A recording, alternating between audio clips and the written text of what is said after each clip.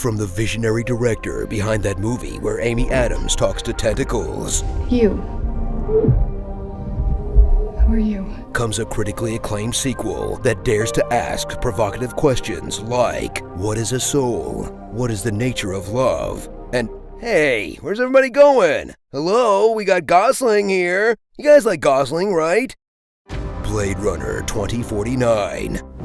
For 40 years, audiences have been astonished by the prescience of 1982's Blade Runner, which may have predicted a future where the Soviet Union survived, flat screens were never invented, and wars were fought by intelligent androids, but did predict a world where every sci-fi movie and TV show was a cerebral, ponderous mind about artificial intelligence that's so weighed down with importance, all the characters talk at half speed. Makes one feel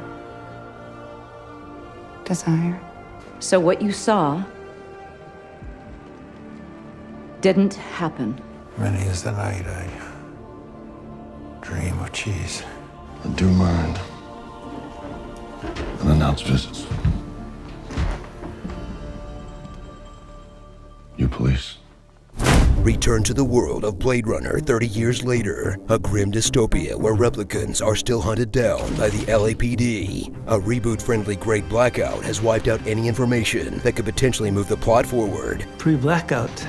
That's gonna be tough. And meet K, a new kind of replicant that can't ever go rogue and turn on his masters. We don't run. Only older models do.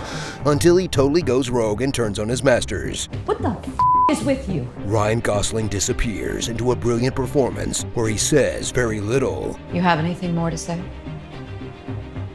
Barely emotes. They'll be coming after me soon. Do you remember anything? You have any memories from before?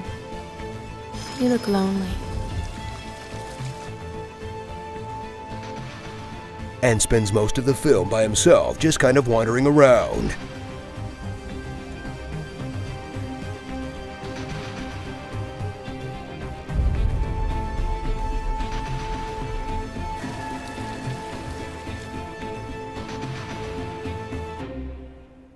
Wait, has every Ryan Gosling character in the last decade been a replicant? This explains so much. You gonna go beat him up for me? Nice stunt guy? Huh?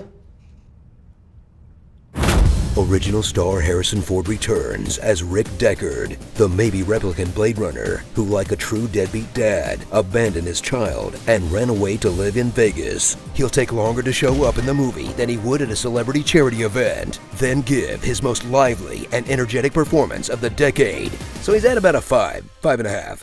He'll face off against cruel technologist Jared Leto, who finally got a chance to show up in a sequel. Plus, he'll be reunited with his true love, Rachel, and...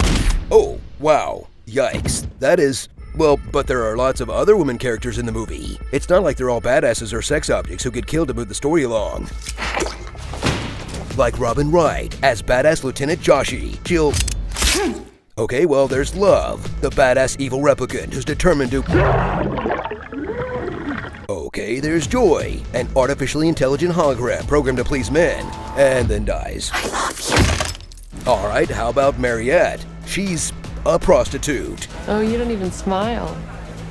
But she lives! She makes it through the movie, I think. You know, I had to go to the bathroom like twice, so I really don't know. So finally, clear out some time for this epic, beautifully realized second chapter to one of the most influential sci-fi stories of all time that delivered the original storytelling audiences demanded as an alternative to interchangeable blockbusters, then didn't show up to support it at all. Who'd you bring? No one. Because this movie isn't just about mindless robot fistfights, it's a high-minded meditation on the ethics and reasoning behind robot fistfights, okay?